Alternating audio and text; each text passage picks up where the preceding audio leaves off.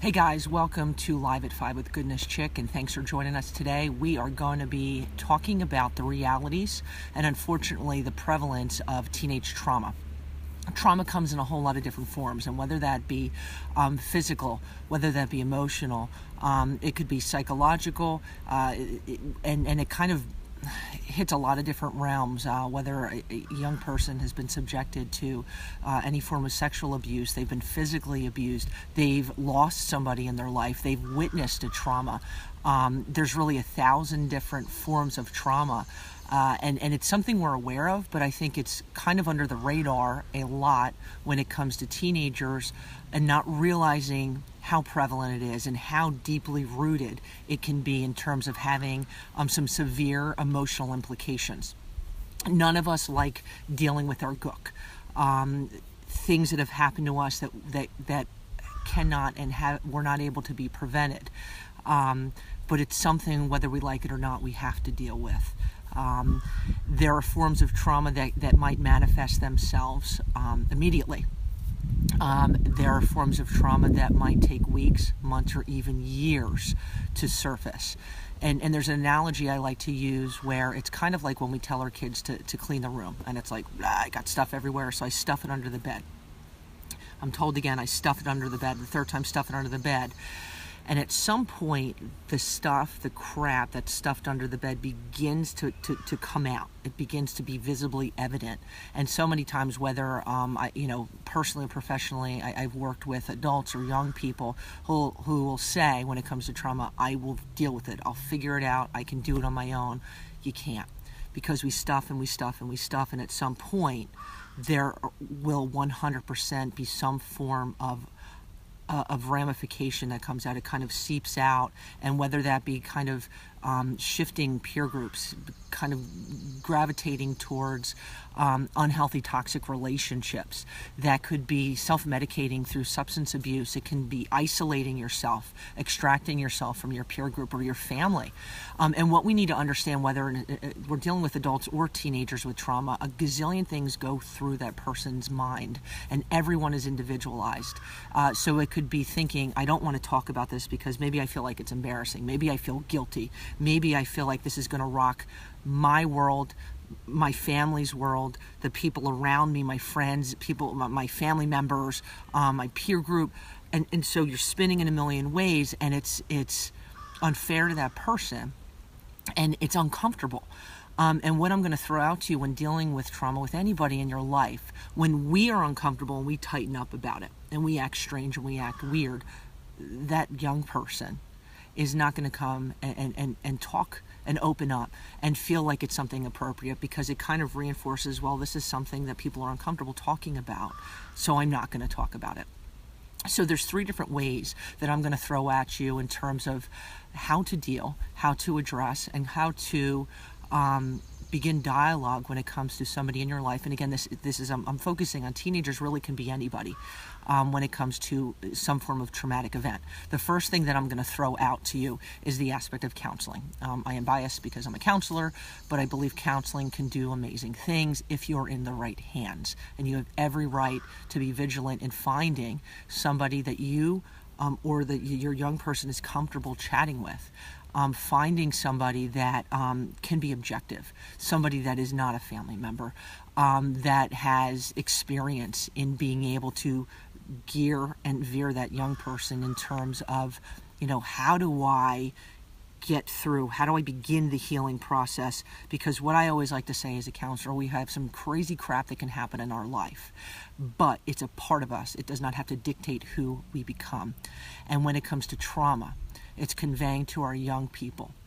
It's conveying to that person that you love, just recklessly love and adore, and you are hurting for because they're hurting, that it's changing our verbiage, where it's allowing them to no longer be a victim, but to be a survivor. And that word is huge, to be a survivor. So this is where counseling is wicked, super important. I'm going to say if this person, this young person, somebody in your family is uncomfortable with counseling, and I understand that does happen, it is finding somebody that you respect, that you trust, that is insightful, is responsible, that is not a family member, but can provide an objective ear, shoulder for that person to talk to, because we all need to talk, and we like to close our eyes and think it's going to go away. It's not that easy, unfortunately, and it is something that's an ongoing maintenance, emotionally speaking. And what I will say, finding someone is critical. I know for myself, there's been a few different forms of trauma that have happened in my own life, and when I was in high school, things that kind of manifested in my own life that I had not dealt with, and had affected me, and I kind of took it upon myself to step forward and actually confide in a family friend who was actually a teacher of mine at the time. And when I tell you, in terms of sanity, in terms of validating my feelings and guiding and directing me in a way that was, yes, objective, but was informative and assisted in getting me in the direction of a healing process. And that's huge, the healing process. So counseling is number one. The second that I'm going to throw at you is kind of two different things, which is the aspect of minimizing and emphasizing. Well, what the heck does that mean? So it's never, ever, ever, ever minimizing something somebody has gone through when it comes to a trauma. You do not know what the reality is up here and in here. Don't minimize it, because their reality is their reality, man. But it's also, when I say not emphasizing it, making it, trauma already rocks somebody's world emotionally, physically, psychologically, and all that jazz. It's not creating and reinforcing, well, this is awkward, this is weird, this is uncomfortable, and we're changing the dynamics at home. We're changing the dynamics, among your peer group. That young person is already thinking, how is this going to rock my world? Are people going to look at me differently? And the reality is, well, they shouldn't. And no, unfortunately, trauma is very prevalent. We got to rock and roll. We got to get that person, the support and encouragement that they need. But if we're on pins and needles and we make things uncomfortable and we make it where we're turning, they're rocking their boat again and again and again, that's not fair, and it's not okay. And so it's never minimizing, but also not overemphasizing where it's making it more than it needs to be, if that makes sense. And the third and final thing that I'll leave you with is never, and as a counselor, this is something that has stuck with me for years, and it kind of started on a personal level, where never saying I know what you're feeling, because you don't. You can empathize, big word. Empathy is feeling and hearing them and listening, and my heart hurts you, and I'm going to do whatever I can to help you and support you, but you don't know what they're going through. Just like any form of trauma in anybody's life, you don't know. And thankfully you don't know, but you can empathize and you can listen and you can hear and you can love and you can guide and you can reinforce that you are going to be a survivor. You're not a victim.